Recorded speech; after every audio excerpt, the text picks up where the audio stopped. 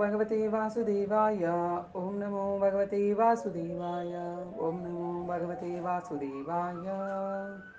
ಹರೇ ಕೃಷ್ಣ ಕೃಷ್ಣ ಕೃಷ್ಣ ಹರೇ ಹರೇ, ಹರೇ ರಾಮ ರಾಮ ರಾಮ ಹರೇ ಹರೇ. ಶ್ರೀಲ ಗುರುದೇವ್ ಕಿ ಜೈ, ಶ್ರೀಲ ಪ್ರಭುಪಾದ್ ಕಿ ಜೈ, पंचतत्व भगवान की जय, राधा रानी की जय. ಭಗವದ್ಗೀತಾ ಅಧ್ಯಾಯ 5 ಕರ್ಮ ಸನ್ಯಾಸ ಯೋಗ ಕರ್ಮಯೋಗ ಕೃಷ್ಣ ಪ್ರಜ್ಞೆಯಲ್ಲಿ ಕಾರ್ಯ. ಶ್ಲೋಕ 1. ಅರ್ಜುನ ವಾಚ ಸನ್ಯಾಸಂ ಕರ್ಮಣಾಂ ಕೃಷ್ಣ ಪುನರ್ಯೋಗಂ ಚ ಸಂಶಸಿ ಯಚ್ಛ್ರೇಯ ಏತಯೋರೇಕಂ ತನ್ಮೆ ಬ್ರೂಹಿ ಸುನಿಶ್ಚಿತಂ. ಅನುವಾದ. ಅರ್ಜುನನು ಕೇಳಿದನು, ಹೇ ಕೃಷ್ಣ, ಮೊದಲು ನೀನು ಕರ್ಮವನ್ನು ಬಿಡಬೇಕೆಂದು ಹೇಳುತ್ತೀಯೇ, ಅನಂತರ ನೀನು ಭಕ್ತಿಪೂರ್ವಕ ಸೇವೆಯನ್ನು ಕರ್ಮವನ್ನು ಮಾಡಬೇಕೆಂದೂ ಹೇಳುತ್ತೀಯೇ. ಇವೆರಡರಲ್ಲಿ ಯಾವುದು ಹೆಚ್ಚು ಶ್ರೇಯಸ್ಕರ ಎಂದು ನನಗೆ ಖಚಿತವಾಗಿ ಹೇಳುವೆಯಾ? ಭಾವಾರ್ಥ. ಭಗವದ್ಗೀತೆಯ ಈ 5ನೇ ಅಧ್ಯಾಯದಲ್ಲಿ ಭಗವಂತನು ಭಕ್ತಿ ಸೇವೆಯು ಒಣ ಊಹಾತ್ಮಕ ಚಿಂತನೆಗಿಂತ ಉತ್ತಮ ಎಂದು ಹೇಳುತ್ತಾನೆ. ಊಹಾತ್ಮಕ ಚಿಂತನೆಗಿಂತ ಭಕ್ತಿ ಸೇವೆಯು ಸುಲಭ ಕೂಡ, ಏಕೆಂದರೆ ಅದು ಆಧ್ಯಾತ್ಮಿಕ ಸ್ವಭಾವದ್ದು. ಆದ್ದರಿಂದ ಅದು ನಮ್ಮನ್ನು ಕರ್ಮಬಂಧನದಿಂದ ಬಿಡುಗಡೆ ಮಾಡುತ್ತದೆ. 2ನೇ ಅಧ್ಯಾಯದಲ್ಲಿ ಆತ್ಮದ ಸ್ವರೂಪವನ್ನು ಮತ್ತು ಭೌತಿಕ ಶರೀರದಲ್ಲಿ ಅದು ಬಂಧಿತವಾಗಿರುವುದನ್ನು ಕುರಿತು ಪ್ರಾಥಮಿಕವಾದ ಸಂಗತಿಗಳನ್ನು ವಿವರಿಸಲಾಯಿತು. ಬುದ್ಧಿಯೋಗ ಅಥವಾ ಭಕ್ತಿ ಸೇವೆಯ ಮೂಲಕ ಈ ಭೌತಿಕ ಸೆರೆಯಿಂದ ಬಿಡುಗಡೆ ಹೊಂದುವುದು ಹೇಗೆ ಎಂದು ವಿವರಿಸಲಾಯಿತು. 3ನೇ ಅಧ್ಯಾಯದಲ್ಲಿ ಜ್ಞಾನದ ನೆಲೆಗೆ ಏರಿದವನು ಯಾವ ಕರ್ತವ್ಯಗಳನ್ನು ಮಾಡಬೇಕಾಗಿಲ್ಲ ಎಂದು ವಿವರಿಸಲಾಯಿತು. 4ನೇ ಅಧ್ಯಾಯದಲ್ಲಿ ಯಜ್ಞ ರೂಪದ ಎಲ್ಲ ಕರ್ಮವು ಜ್ಞಾನದಲ್ಲಿ ಕೊನೆಗೊಳ್ಳುತ್ತದೆ ಎಂದು ಭಗವಂತನು ಅರ್ಜುನನಿಗೆ ಹೇಳಿದನು. ಆದರೆ 4ನೇ ಅಧ್ಯಾಯದ ಅಂತ್ಯದಲ್ಲಿ ಭಗವಂತನು ಅರ್ಜುನನಿಗೆ ಪರಿಪೂರ್ಣ ಜ್ಞಾನದಲ್ಲಿ ನೆಲೆಗೊಂಡಿದ್ದು ಜಾಗೃತನಾಗಿ ಯುದ್ಧ ಮಾಡಬೇಕೆಂದು ಹೇಳಿದನು. ಹೀಗೆ ಕೃಷ್ಣನು ಏಕಕಾಲದಲ್ಲಿ ಭಕ್ತಿಪೂರ್ವಕವಾದ ಕರ್ಮದ ಮಹತ್ವವನ್ನು ಮತ್ತು ಜ್ಞಾನದ ನೆಲೆಯಲ್ಲಿ ಕರ್ಮವನ್ನು ಆಚರಿಸದೇ ಇರುವುದರ ಮಹತ್ವವನ್ನು ಒತ್ತಿ ಹೇಳಿದನು.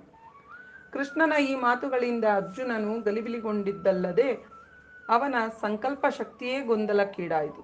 ಜ್ಞಾನದ ನೆಲೆಯಲ್ಲಿ ನಿಂತು ತ್ಯಾಗ ಮಾಡುವುದು ಎಂದರೆ ಎಲ್ಲ ಬಗೆಯ ಇಂದ್ರಿಯ ಕಾರ್ಯಗಳನ್ನು ನಿಲ್ಲಿಸಿ ಬಿಡುವುದು ಎಂದು ಅರ್ಜುನ ಅರ್ಥ ಮಾಡಿಕೊಂಡ. ಆದರೆ ಭಕ್ತಿ ಸೇವೆಯಲ್ಲಿರುವಾತ ಕಾರ್ಯ ಮಾಡುವಾಗ ಅದು ನಿಷ್ಕ್ರಿಯ ಹೇಗಾಗುತ್ತದೆ? ಇದನ್ನೇ ಬೇರೆ ಮಾತುಗಳಲ್ಲಿ ಹೀಗೆ ಹೇಳಬಹುದು. ಜ್ಞಾನಪೂರ್ವಕವಾದ ತ್ಯಾಗವೆಂದರೆ ಎಲ್ಲ ಕಾರ್ಯ ಚಟುವಟಿಕೆಗಳನ್ನು ನಿಲ್ಲಿಸಿ ಬಿಡುವುದು ಎಂದು ಅರ್ಜುನನಿಗೆ ತೋರಿತು. ಏಕೆಂದರೆ ಕರ್ಮ ಮತ್ತು ಸನ್ಯಾಸಗಳು ಒಂದಕ್ಕೊಂದು ಹೊಂದುವುದಿಲ್ಲ. ಆದರೆ ಸಂಪೂರ್ಣವಾದ ಜ್ಞಾನದಲ್ಲಿ ಮಾಡುವ ಕರ್ಮವು ಪ್ರತಿಕ್ರಿಯೆಯನ್ನು ಉಂಟು ಮಾಡುವುದಿಲ್ಲ. ಆದುದರಿಂದ ಅದು ಅಕರ್ಮದಂತೆಯೇ. ಅದು ಅರ್ಜುನನಿಗೆ ತಿಳಿದಂತೆ ಕಾಣುವುದಿಲ್ಲ. ಆದ್ದರಿಂದ ತಾನು ಪೂರ್ತಿಯಾಗಿ ಕರ್ಮವನ್ನು ಬಿಟ್ಟು ಬಿಡಬೇಕೇ ಅಥವಾ ಪೂರ್ಣ ಜ್ಞಾನದ ನೆಲೆಯಲ್ಲಿ ನಿಂತು ಕರ್ಮ ಮಾಡಬೇಕೇ ಎಂದು ಕೇಳುತ್ತಾನೆ. ಶ್ಲೋಕ 2. ಶ್ರೀ ಭಗವಾನ್ ವಾಚ ಸನ್ಯಾಸಃ ಕರ್ಮಯೋಗಶ್ಚ ನಿಃಶ್ರೇಯಸಕರಾವುಭೌ ತಯೋಸ್ತು ಕರ್ಮ ಸನ್ಯಾಸಾತ್ ಕರ್ಮಯೋಗೋ ವಿಶಿಷ್ಯತೆ. ಅನುವಾದ. ದೇವೋತ್ತಮ ಪರಮ ಪುರುಷನು ಹೀಗೆ ಉತ್ತರಿಸಿದನು, ಕರ್ಮ ಸನ್ಯಾಸ ಮತ್ತು ಭಕ್ತಿ ಸೇವಾ ಕರ್ಮ ಎರಡೂ ಮುಕ್ತಿಪಥಕ್ಕೆ ಕೊಂಡೊಯ್ಯುತ್ತವೆ. ಆದರೆ ಇವೆರಡರಲ್ಲಿ ಭಕ್ತಿ ಸೇವಾ ಕರ್ಮವು ಕರ್ಮ ಸನ್ಯಾಸಕ್ಕಿಂತ ಉತ್ತಮ. ಭಾವಾರ್ಥ. ಫಲಾಪೇಕ್ಷೆಯಿಂದ ಕೂಡಿದ ಕರ್ಮಗಳು ಐಹಿಕ ಬಂಧನಕ್ಕೆ ಕಾರಣ. ಇಂದ್ರಿಯ ತೃಪ್ತಿಯನ್ನು ಬಯಸುವ ಕರ್ಮಗಳು ಐಹಿಕ ಬಂಧನಕ್ಕೆ ಕಾರಣ. ದೈಹಿಕ ಸುಖದ ಮಟ್ಟವನ್ನು ಹೆಚ್ಚಿಸಿಕೊಳ್ಳುವ ಕಾರ್ಯಗಳು ಮನುಷ್ಯನು ತೊಡಗಿರುವಷ್ಟು ಕಾಲವು ಆತನು ಒಂದು ಬಗೆಯ ದೇಹದಿಂದ ಇನ್ನೊಂದು ಬಗೆಯ ದೇಹಕ್ಕೆ ಸಾಗುತ್ತಿರುವುದು ಖಂಡಿತ. ಇದರಿಂದ ಐಹಿಕ ಬಂಧನವು ನಿರಂತರವಾಗಿ ಮುಂದುವರಿಯುತ್ತಿರುವುದು. ಶ್ರೀಮದ್ ಭಾಗವತವು 5.5.6 ಇದನ್ನು ಹೀಗೆ ದೃಢಪಡಿಸುತ್ತದೆ. ನೂನಂ ಪ್ರಮತಃ ಕುರುತೆ ವಿಕರ್ಮ ಯದಿಂದ್ರಿಯಾ ಪ್ರೀತಯ ಅಪ್ರುಣೋತಿ ನ ಸಾಧು ಮನ್ಯೇಯತ ಆತ್ಮನೋಯಂ ಅಸನ್ನಪಿ ಕ್ಲೇಶದ ಆಸದೇಹ ಪರಾಭವಸ್ತವದೋ ಬೋಧಜಾತೋ ಯಾವನ್ನ ಜಿಜ್ಞಾಸತೋ ಆತ್ಮತತ್ವಂ ಯಾವತ್ ಕ್ರಿಯಾಸ್ತವಾದಿದಂ ಮನೋ ವೈ ಕರ್ಮಾತ್ಮಕಂ ಯೇನ ಶರೀರಬಂಧಃ ಏವಂ ಮನಃ ಕರ್ಮವಶಂ ಪ್ರಯುಕ್ತೆ ಅವಿದ್ಯಯಾತ್ಮನ್ಯುಪದೀಯಮಾನೇ ಪ್ರೀತಿರ್ನ ನವಯಾನ್ಮಯಿ ವಾಸುದೇವೇ ನ ಮುಚ್ಯತೆ ದೇಹಯೋಗೇನ ತಾವತ್.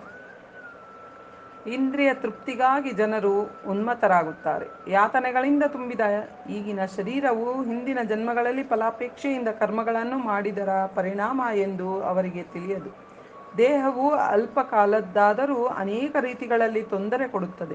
ಆದುದರಿಂದ ಇಂದ್ರಿಯ ತೃಪ್ತಿಗಾಗಿ ಕರ್ಮ ಮಾಡುವುದು ಒಳ್ಳೆಯದಲ್ಲ. ಒಬ್ಬ ಮನುಷ್ಯನು ತನ್ನ ನಿಜವಾದ ಸ್ವರೂಪವನ್ನು ಕುರಿತು ಜಿಜ್ಞಾಸೆ ಮಾಡದೇ ಇರುವವರೆಗೆ ಅವನು ಬದುಕಿನಲ್ಲಿ ವಿಫಲನಾದವನು ಎಂದು ಭಾವಿಸಬೇಕು. ನಿಜವಾದ ಸ್ವರೂಪವು ತಿಳಿದವರೆಗೆ ಅವನು ಇಂದ್ರಿಯ ತೃಪ್ತಿಗಾಗಿ ಫಲಾಪೇಕ್ಷೆಯಿಂದ ಕರ್ಮವನ್ನು ಮಾಡಬೇಕಾಗುತ್ತದೆ. ಇಂದ್ರಿಯ ತೃಪ್ತಿಯ ಪ್ರಜ್ಞೆಯಲ್ಲಿ ಮುಳುಗಿದವರೆಗೆ ಮನುಷ್ಯನು ದೇಹದಿಂದ ದೇಹಕ್ಕೆ ಸಾಗುತ್ತಿರಬೇಕಾಗುತ್ತದೆ. ಮನಸ್ಸು ಕಾಮ್ಯ ಕರ್ಮವಶವಾಗಿದ್ದು ಅಜ್ಞಾನದ ಪ್ರಭಾವಕ್ಕೆ ಒಳಗಾಗಿದ್ದರೂ ಮನುಷ್ಯನು ವಾಸುದೇವನ ಭಕ್ತಿ ಸೇವೆಯಲ್ಲಿ ಪ್ರೀತಿಯನ್ನು ಬೆಳೆಸಿಕೊಳ್ಳಬೇಕು.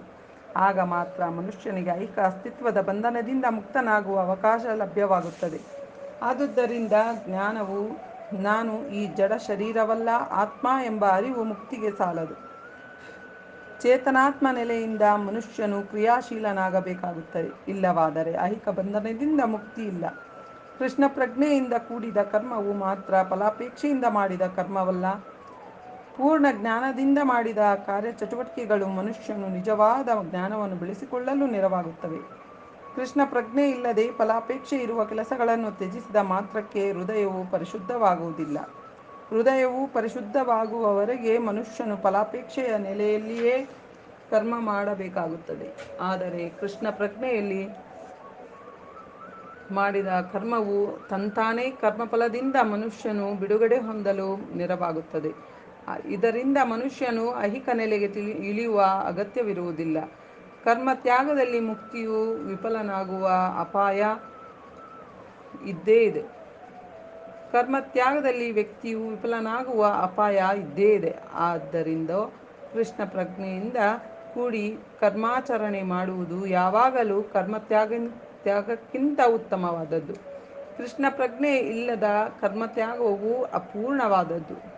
ಶ್ರೀಲ ರೂಪ ಗೋಸ್ವಾಮಿಯವರು ತಮ್ಮ ಭಕ್ತಿ ಸಾರಾಮೃತ ಸಿಂಧುವಿನಲ್ಲಿ 1.2.258 ಇದನ್ನು ದೃಢಪಡಿಸಿದ್ದಾರೆ.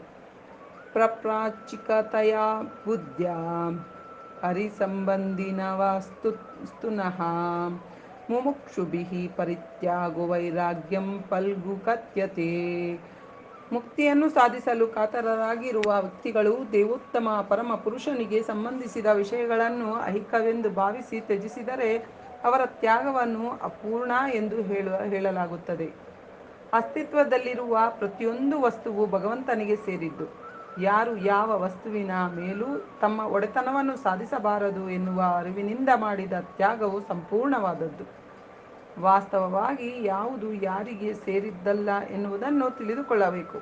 ಹಾಗಿರುವಾಗ ತ್ಯಾಗದ ಪ್ರಶ್ನೆ ಎಲ್ಲಿ ಬಂತು? ಎಲ್ಲವೂ ಕೃಷ್ಣನಿಗೆ ಸೇರಿದ್ದು ಎನ್ನುವ ಅರಿವಿರುವ ವ್ಯಕ್ತಿಯು ಸದಾ ತ್ಯಾಗದಲ್ಲಿಯೇ ನೆಲೆಸಿರುತ್ತಾನೆ. ಎಲ್ಲವೂ ಕೃಷ್ಣನಿಗೆ ಸೇರಿದ್ದಾದ್ದರಿಂದ ಎಲ್ಲವನ್ನೂ ಕೃಷ್ಣನ ಸೇವೆಗೆ ಬಳಸಬೇಕು. ಮಾಯಾವಾದಿ ಪಂಥದ ಸನ್ಯಾಸಿಯು ಕೃತಕವಾಗಿ ಎಷ್ಟೇ ತ್ಯಾಗ ಮಾಡಿದರೂ ಕೃಷ್ಣ ಪ್ರಜ್ಞೆಯಲ್ಲಿ ಮಾಡುವ ಪರಿಪೂರ್ಣ ಕರ್ಮವು ಅದಕ್ಕಿಂತ ಬಹುಶ್ರೇಷ್ಠವಾದದ್ದು. ಶ್ರೀಲ ಗುರುದೇವ್ ಕಿ ಜೈ. ಶ್ರೀಲ ಪ್ರಭುಪಾದ್ ಕಿ ಜೈ. ಭಗವದ್ಗೀತಾ ಕಿ ಜೈ. ಹರೇ ಕೃಷ್ಣ.